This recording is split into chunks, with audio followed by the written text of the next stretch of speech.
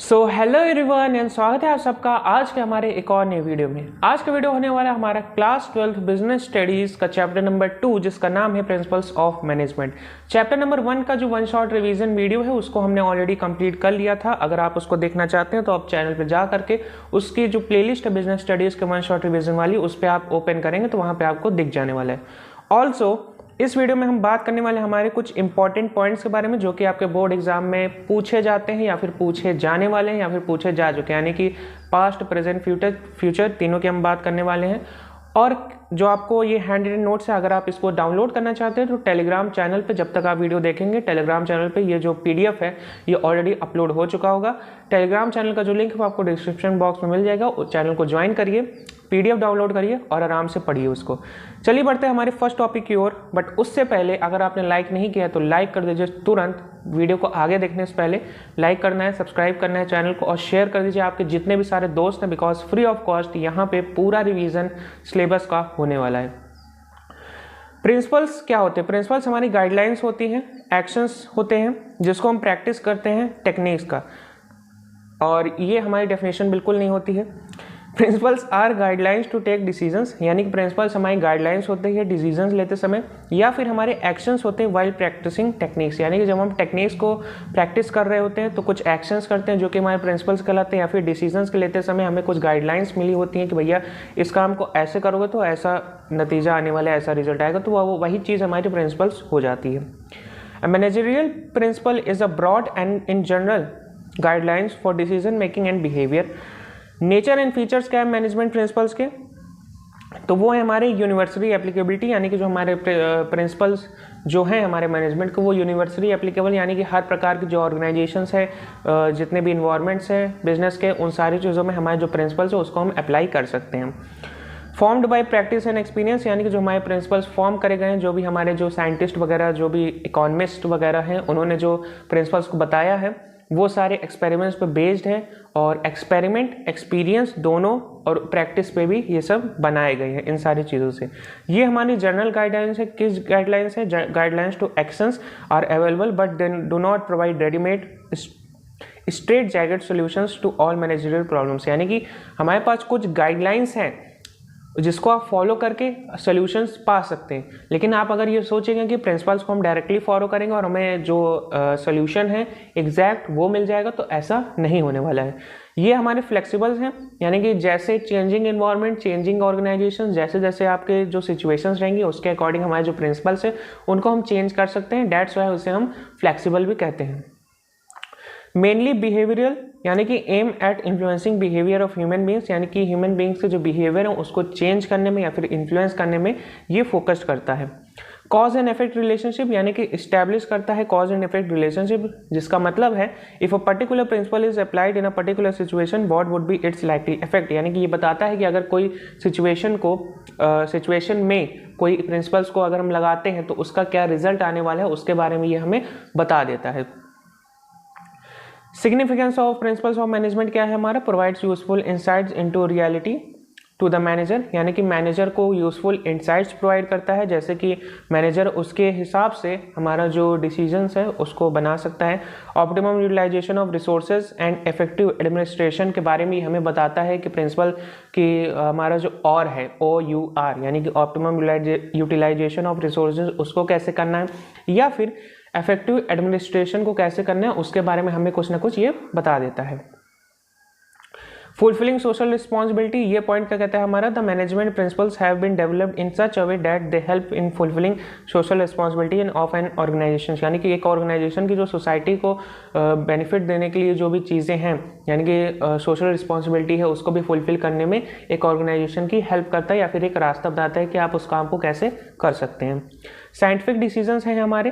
Principles of management help in taking decisions scientifically based on logic and objective assessment of situation rather than blind faith and personal prejudice, यानी कि अंधाधुन चीज़ें करने से ये रोकता है। हमारे जो प्रिंसिपल्स हैं, प्रिंसिपल्स हमारे क्या कहते हैं कि एक्सपेरिमेंट, एक्सपीरियंस और हमारा जो प्रैक्टिस है उस पर बेस्ड है। उसके द्वारा बनाए गए हैं। तो ये क्या कहता है कि साइंटिफिकली डिसीजंस लेना हमें सिखा देता है कि यानी कि साइंस में क्या होता है हमारा कि मतलब एक्सपेरिमेंट्स होते हैं, कुछ रूल्स होते हैं, लॉज होते हैं जिनको फॉलो करके हम अपना एक्सपेरिमेंट करते हैं, जब हम रिजल्ट पाते हैं, तो वही चीज़ हमारे मैनेजमेंट में भी होती है। Management training, education and research, ये पॉइंट कहता है principles of management are the basis of management theories which are used in training, motivation, research and development. यानी कि जो मैनेजमेंट की जो थ्योरीज हैं जिसको हम अपने ट्रेनिंग में एम्प्लॉयज़ के या फिर मोटिवेट करने के लिए जब समय आता है, या फिर रिसर्च एंड डेवलपमेंट में भी हम इन थ्योरीज का इस्तेमाल कर सकते हैं। अब सबसे पहले हमारे आ जाते हैं प्रिंसिपल्स ऑफ मैनेजमेंट, फ्यूल भैया के। तो fuels principles of management total इनके 14 प्रिंसिपल्स ऑफ मैनेजमेंट है, जिसको हम डिटेल में जानेंगे। डिवीजन ऑफ वर्क, सबसे पहले क्या कहते हैं division of work. Work is to be divided into small task, it should be completed by a specialised worker only. यानी कि जिस काम को करने के लिए जो पर्सन सुटेबल है वो काम वही पर्सन करेगा, और जो हमारे बड़ा काम है, कोई बड़ा टास्क हो, तो उसको छोटे छोटे चीज़ों मतलब छोटे छोटे टास्क में डिवाइड कर देंगे, जिससे क्या होगा कि एक पर्सन को छोटा टास्क दे दिया, ऐसे ऐसे डिवाइड कर दिया, रैदर देन एक ग्रुप बना दिया, उसको कह दिया भैया ये काम करो, उसकी जगह पे हम छोटे छोटे टास्क डिवाइड कर देंगे। इससे क्या होगा हमारी एफिशिएंसी बढ़ जाएगी कि हर पर्सन एक एक टास्क करेगा, कोई भी पर्सन फ्री नहीं बैठेगा और हमारा काम जल्दी हो जाएगा।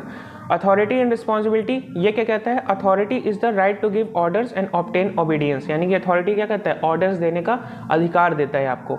And the responsibility is corollary of authority, यानी कि अथॉरिटी का कोरोलरी है। There should be a balance between authority and responsibility, यानी कि रिस्पॉन्सिबिलिटी और अथॉरिटी दोनों के बीच में एक बैलेंस होना चाहिए। ऐसा नहीं होना चाहिए कि अथॉरिटी ज़्यादा दे दी, रिस्पॉन्सिबिलिटी नहीं है, या फिर रिस्पॉन्सिबिलिटी ज़्यादा दे दी लेकिन उसके पास अथॉरिटी ही नहीं है। Third one is discipline. Discipline क्या कहता है, obedience to organisational rules and employment agreement which are necessary for working in the organisation. यानी कि ऑर्गेनाइजेशन में काम करने के जो भी हमारे एम्प्लॉयमेंट के रूल्स हैं, रेगुलेशन है, जो भी पॉलिसीज़ वगैरह, उन सब चीज़ों को हमारे जो एम्प्लॉयज़ है उसको फॉलो करना चाहिए, एक डिसिप्लिन में रहना चाहिए। किस चीज़ के डिसिप्लिन में, जो हमारे ऑर्गेनाइजेशनल रूल्स हैं उसके डिसिप्लिन में हमें काम करना चाहिए। Fourth one is unity of command. Unity of command हमारा क्या कहता है कि each employee should receive orders in hierarchy and should be responsible to only one superior. There should be one and only one boss for every individual employee. यानी कि हर एक employ का 3-4 bosses नहीं होने चाहिए, भैया इनको भी रिपोर्ट करना है, इनको भी रिपोर्ट करना है, इनको भी रिपोर्ट करना है। नहीं, मेरा सिर्फ एक बॉस होगा, मुझसे ऑर्डर लेना है तो वही मुझे ऑर्डर देगा, मुझे कुछ उसके फीडबैक देना है या रिपोर्ट सबमिट करनी है तो मैं उसको दूंगा। एक हायरार्की में होना चाहिए। ऐसे नहीं कि कोई भी आके मुझे ऑर्डर दे जा रहा है और मुझे किसी और को देना है रिपोर्ट, वो सारी चीज़ें यहाँ पे नहीं होनी चाहिए। Unity of direction, fifth point, ये क्या हमारा कहता है कि each group of activities having the same objective must have one head and one plan. यानी कि यूनिटी ऑफ डायरेक्शन, अगर 5-6 लोग मिलकर मार्केटिंग से रिलेटेड कोई प्रोजेक्ट बना रहे हैं, यानी कि मार्केटिंग का कोई टास्क है, कोई गोल है, उसको कंप्लीट करने में 5-6 लोग लगें, तो उन सारे लोगों का सिर्फ एक प्लान होना चाहिए और एक ही हेड होना चाहिए। उससे क्या होगा कि हमारा मतलब कॉन्फ्लिक्ट ऑफ इंटरेस्ट डेवलप नहीं हो पाएगा, और पता चला कोई कुछ करने निकल गया, कोई कुछ करने निकल गया, तो इससे क्या होगा हमारा जो एफिशिएंसी है वो कहीं ना कहीं कम हो जाती है। इससे क्या होगा कि हमारा सब लोग एक ही तरफ काम करेंगे, एक ही दिशा में काम करेंगे, तो उससे क्या होगा कि हमें फ़ायदा हो जाएगा। Subordinates of individual interest to general interest. Subordination of individual interest to general interest. Organizational interest should be supersede individual interest. यानी कि जो हमारा ऑर्गेनाइजेशन का जो इंटरेस्ट है वो हमारा सुपरसीड करना चाहिए, यानी कि वो हमारे लिए प्रायोरिटी होनी चाहिए, रैदर देन हमारा जो पर्सनल इंटरेस्ट है वो हमारी प्रायोरिटी नहीं होनी चाहिए। The interest of an organisation should take priority over interest of any individual employee. तो वही बात है कि यानी कि जो हमारा ऑर्गेनाइजेशन का जो इंटरेस्ट है, जो गोल्स हैं, जो टास्क वगैरह, उसको हमें प्रायोरिटी देनी चाहिए रैदर देन हमारे जो इंडिविजुअल गोल्स हैं, इंटरेस्ट है उसकी। Seventh one is remuneration to employees. Pay and compensation should be fair to the both employees and the organisation. यानी कि जो हम सैलरी, वेजेस, जो इनकम हम दे रहे हैं हमारे ऑर्गेनाइजेशन का या फिर एम्प्लॉयज़ को, वो हमारा क्या नाम से फेयर होना चाहिए, यानी कि सही होना चाहिए। पता चला हम 10-10, 12-12 घंटे काम करवाएं लेकिन उसके हिसाब से हम उनको सैलरी या वेजेस नहीं प्रोवाइड करें, तो ये हमारा अनफेयर हो जाता है, जो कि रॉन्ग है। 8th पॉइंट हमारा क्या कहता है, सेंट्रलाइजेशन एंड डिसेंट्रलाइजेशन। इसका क्या मतलब है, there is a need to balance subordinate involvement through decentralisation with managers retention of final authority through centralisation. यानी कि यहाँ पे क्या है कि हमें there should need a balance, यानी कि बैलेंस होना चाहिए किसमें, सबऑर्डिनेट इन्वॉल्वमेंट्स, किसके थ्रू? डिसेंट्रलाइजेशन। यानी कि डिसेंट्रलाइजेशन क्या होता है कि पावर किसी मैनेजर की उसको थोड़ा थोड़ा कम किया जाता है। सबऑर्डिनेट यानी कि जो इंडिविजुअल्स है उनकी थोड़ी थोड़ी पावर बढ़ा देंगे और जो मेन जो पर्सन है उसके पास ज़्यादा जो अथॉरिटी या पावर है उसको थोड़ा सा कम कर देंगे और थोड़ा थोड़ा बांट देंगे। Retention of final authority through centralisation. और जो हमारी फाइनल अथॉरिटी है यानी कि जो फाइनली हमें जो पावर है अथॉरिटी है उसको हम इकट्ठा करके वापस से एक पर्सन को दे देना है, जिसका मतलब हो जाता है हमारा सेंट्रलाइजेशन। डिसेंट्रलाइजेशन 20 से ये हुआ डिसेंट्रलाइजेशन, इसी को वापस हमने ऐसे कर दिया, ये हो गया हमारा सेंट्रलाइजेशन। स्केलर चेन ये क्या कहता है? Organisation should have a chain of authority and communication that runs from top to bottom and should be followed by managers and the subordinates. यानी कि स्केलर चेन यानी कि टॉप लेवल है वो मिडिल लेवल को बोलेगा कुछ काम करना है तो मिडिल लेवल वाला थर्ड लेवल या लास्ट वाला जो लोअर लेवल है उसको बोलेगा। ये हमारी एक हायरार्की होनी चाहिए, एक स्केलर चेन होनी चाहिए। जरूरी नहीं कि ऐसे ही हो, कहीं कहीं पे ये वर्टिकल भी होता है, हॉरिजॉन्टल भी होता है, स्टार इफेक्ट भी होते हैं, बहुत सारी उसमें चीज़ें आ जाती हैं। ऐसे ऐसे कर्व के भी आपने देखा होगा कि ये सारी चीज़ें इसके अंडर में आ जाती हैं। This change should not be violated in the normal course of formation formal communication. यानी कि अगर आप फॉर्मल कम्युनिकेशन कर रहे हो तो ये जो हमारी स्केलर चेन वाला प्रिंसिपल है ये आपका वायलेट नहीं होना चाहिए। Gangplank communication can be done smoothly without any delay. यानी कि जो हमारा गैंग प्लैंक जो कम्युनिकेशन है वो स्मूथली हो जाना चाहिए और उसमें देर नहीं होनी चाहिए। 10th वाला क्या कहता है कि हमारा ऑर्डर क्या है? People and resources should be in suitable places at the appropriate time for the maximum efficiency. Order का मतलब यही है कि ऑर्डर मतलब कोई यहाँ पे बर्गर किंग का या फिर फ्राइज का ऑर्डर नहीं लिया जा रहा है। ऑर्डर का मतलब ये है कि right person at the right time, यानी कि suitable person at the suitable time. जैसे कि आपने स्टाफिंग में पढ़ा होगा right person for the right job, उसी तरीके से है कि जो हमारे इंसान जो पीपल हैं जो हमारे रिसोर्सेज हैं वो सही जगह पे होने चाहिए एट द मतलब सही जगह और सही टाइम पे होने चाहिए अगर हमें मैक्सिमम एफिशिएंसी चाहिए। मतलब कि टाइम वेस्ट ना हो, इसकी वजह से जो चीज़ जहाँ चाहिए वो चीज़ वहाँ होनी चाहिए। 11th क्या कहता है हमारा इक्विटी। इक्विटी का मतलब क्या है? Kind and just behaviour with all employees without discrimination. यानी कि सारे जो एम्प्लॉयज हैं उनको आप बराबर समझेंगे, किसी को भी ऊपर नीचे नहीं होना चाहिए और सबके साथ जो बिहेवियर है वो आपका सेम होना चाहिए, इक्वल होना चाहिए विदाउट डिस्क्रिमिनेशन के, बिना किसी भेदभाव के। Stability of personnel minimise employee turnover to maintain organisational efficiency. यानी कि आप हर महीने किसी को हायर कर रहे हैं, फायर कर रहे हैं, हायर कर रहे हैं, फायर कर रहे हैं। फायर मतलब कि जॉब से निकालना, हायर करना, जॉब पे रखना। यानी कि हर महीने आप एक मान लीजिए मार्केटिंग CFO है, CMO है, चीफ मार्केटिंग ऑफिसर, तो उसमें क्या हो रहा है कि आप हर महीने उसको चेंज करते जा रहे हैं। तो इससे क्या होगा कि आपकी जो ऑर्गेनाइजेशनल एफिशिएंसी है वो आपकी कहीं ना कहीं ड्रॉप हो जाएगी और आप जो गोल्स हैं आपका ऑर्गेनाइजेशन के वो आप अचीव नहीं कर पाओगे। 13 वाला क्या कहता है हमारा initiative. Encourage employees to take initiative in the thinking and executing plans. यानी कि अगर आप कोई प्लान को एग्जीक्यूट कर रहे हो या फिर कुछ प्लान बनाना चाह रहे हो तो अपने एम्प्लॉयज को भी मौका दो कि भैया हाँ वो भी आए, पार्टिसिपेट करें, वो भी कुछ आइडियाज़ दें कि हाँ हम इस प्लान में क्या क्या और डेवलपमेंट कर सकते हैं या फिर सुधार कर सकते हैं। लास्ट वाला एस्पिरिट दे कॉर्प्स। ये क्या कहता है? Promote a team spirit of unity and harmony among employees. यानी कि वही चीज़ है कि हमें जो हमने हार्मनी है, हमारे जो एम्प्लॉयज़ हैं उनके बीच में हार्मनी मेंटेन करनी चाहिए, हार्मनी बनानी चाहिए, उसकी जो मतलब जिज्ञासा है उसको बनाएं और यूनिटी होनी चाहिए। यूनिटी एंड हार्मनी यानी कि एक रहें, साथ रहें, वो वाली चीज़ हो जाती है हमारे यहाँ पे। तो इसी तरीके से हमारे फ्योल भैया थे, उनके जो प्रिंसिपल्स ऑफ मैनेजमेंट थे वो जाते ख़त्म। अब हम बात करने वाले हैं Taylor scientific management principles and techniques. यानी कि इनके प्रिंसिपल्स तो केवल 4 ही हैं और टेक्निक्स जो हैं वो बहुत ज़्यादा हैं। सबसे पहले इनका प्रिंसिपल्स कहता है science not rule of thumb. इसका क्या मतलब है? Decisions on the basis of scientific study and analysis rather than traditional method of trial and error. यानी कि जो हमारे डिसीजंस है वो हमारी साइंटिफिक स्टडी के बेसिस पे होनी चाहिए। यानी कि जो चीज़ें ऑलरेडी प्रूवन हैं उसके बेसिस पे आप डिसीजन लीजिए। ये नहीं कि चलो ये करके देखते हैं, फेल हो गए, फिर दूसरा तरीका लगा दिया, फेल हो गए, फिर तीसरा लगा दिया, मतलब ट्रायल एरर। ये नहीं कि बार बार चीज़ें बदल बदल कर देख रहे हैं, चलो इससे हो गया, इससे हो गया, इससे हो गया। नहीं, जो चीज़ ऑलरेडी प्रूवन है कि हाँ भैया अगर आप ये काम करोगे तो आपको रिजल्ट देखने को मिलेगा, तो आपको वही काम करना चाहिए। आप यहाँ पे ट्रायल एरर बैलेंस शीट बनाने नहीं बैठे हो। सेकंड क्या कहता है? Harmony not Discord. इसका क्या मतलब है eliminate class conflict and develop harmony between the management and the workers. यानी कि हमारा क्या है, क्लास कन्फ्लिक्ट, जैसे कि वो घमंड वाली चीज़ है कि मैं हायर एम्प्लॉय हूँ, मैं यहाँ पे हूँ, तुम यहाँ पे हो, तो मुझसे तमीज़ में बात रहा करो, अपने लिमिट में रहा करो। तो ये सारी चीज़ें आपकी नहीं होनी चाहिए। इससे क्या होता है, क्लास कन्फ्लिक्ट आपका डेवलप हो जाता है आपका ऑर्गेनाइजेशन के जो एम्प्लॉयज़ हैं उनके बीच में, और ये चीज़ें नहीं होनी चाहिए। इससे क्या होगा, आपका जो ऑर्गेनाइजेशनल गोल्स है उसमें कहीं ना कहीं आपको विघ्न बाधा देखने को मिल जाने वाली है।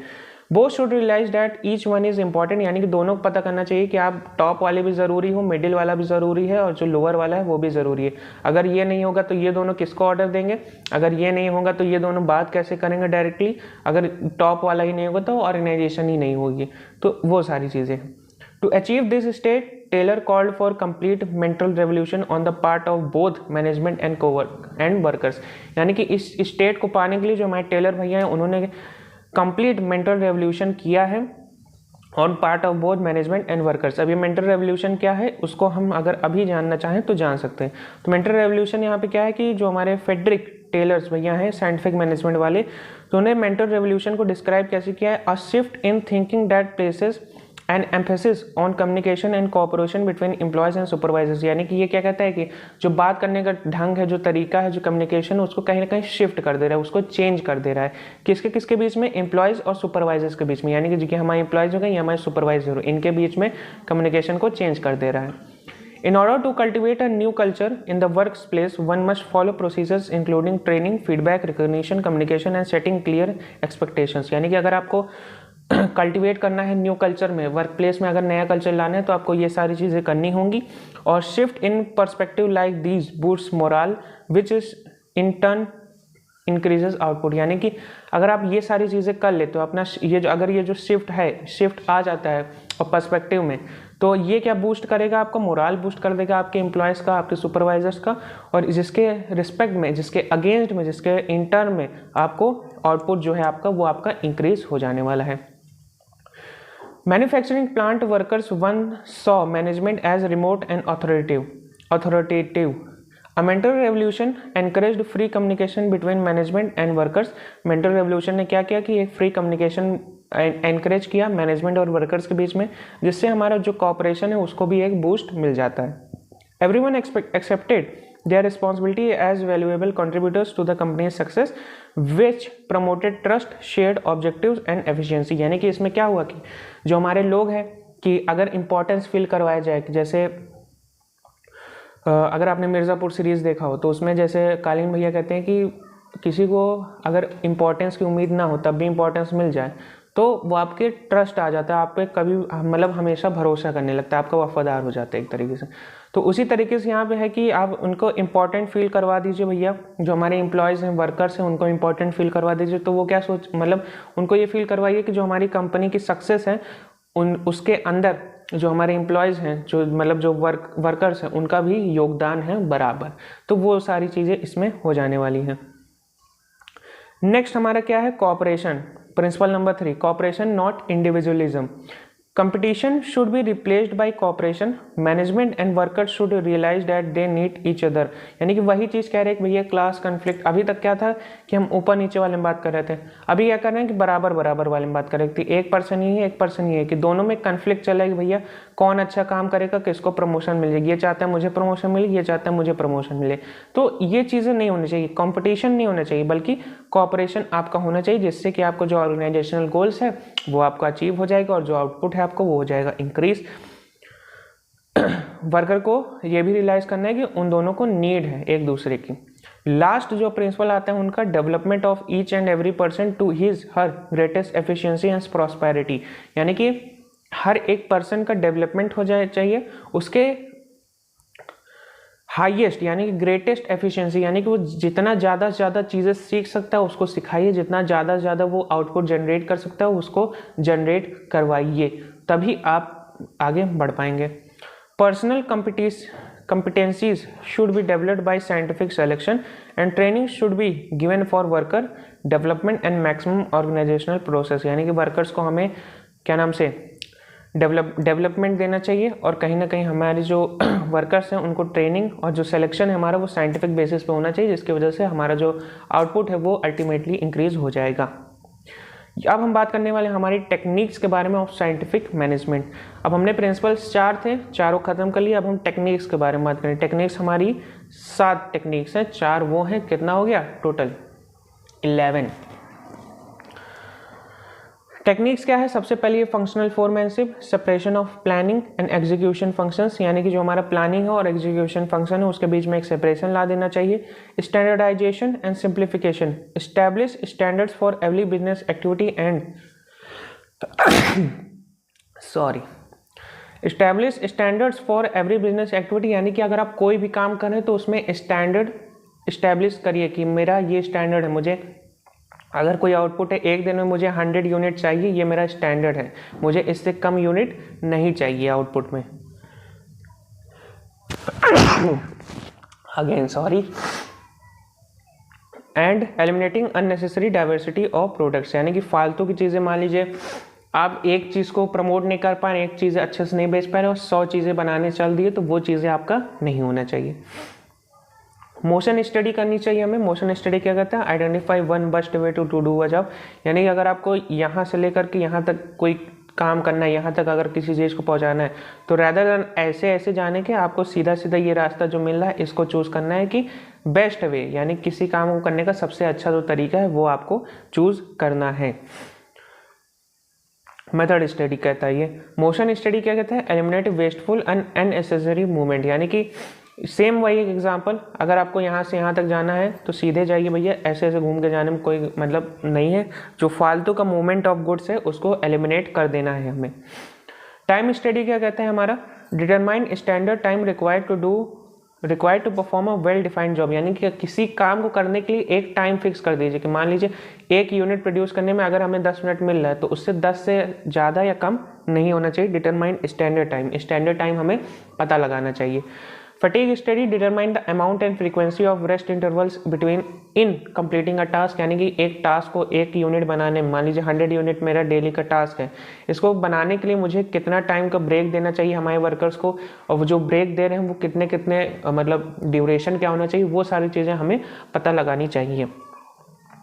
डिफरेंशियल पीस वेज सिस्टम, ये क्या है? Determine different wages rate for efficient and inefficient workers, यानी कि मान लीजिए कोई अगर वर्कर है जो आपका दिन भर में 50 यूनिट्स बना रहा है, 30 यूनिट्स बना मान लीजिए, और कोई वर्कर है आपका जो आपका दिन भर में 150 यूनिट्स बना के दे रहा है, तो इसको ज़्यादा सैलरी देना चाहिए, इसको इसके मुकाबले थोड़ा कम सैलरी दो, इसकी सैलरी बढ़ा दो।